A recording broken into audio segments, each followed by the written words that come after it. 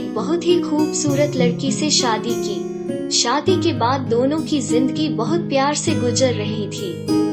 वो उसे बहुत चाहता था और उसकी खूबसूरती की हमेशा तारीफ किया करता था।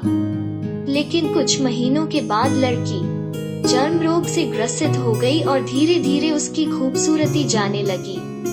खुद को इस तरह देख उसके मन में डर समाने लगा कि यदि वो बदसूरत हो गई तो उसका पति उससे नफरत करने लगेगा और वो उसकी नफरत बर्दाश्त नहीं कर पाएगी। इस बीच एक दिन पति को किसी काम से शहर से बाहर जाना पड़ा।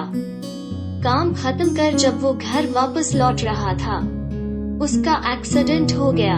एक्सीडेंट में उसने अपनी दोनों आंखें खो दी, लेकिन इसके बावजूद भी उन दोनों की जिंदगी सामान्य तरीके से आगे बढ़ती रही।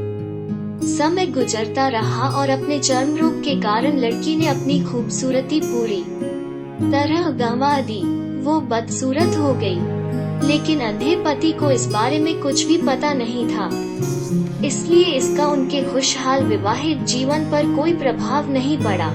वो उसे उसी तरह प्यार करता रहा।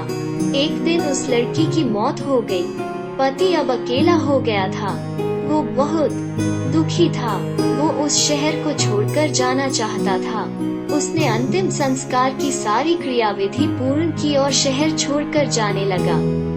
तभी एक आदमी ने पीछे से उसे पुकारा और पास आकर कहा, अब तुम बिना सहारे के अकेले कैसे चल पाओगे?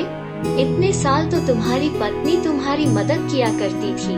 पति ने जवाब दिया, दोस्त, मैं अंधा नहीं हूँ।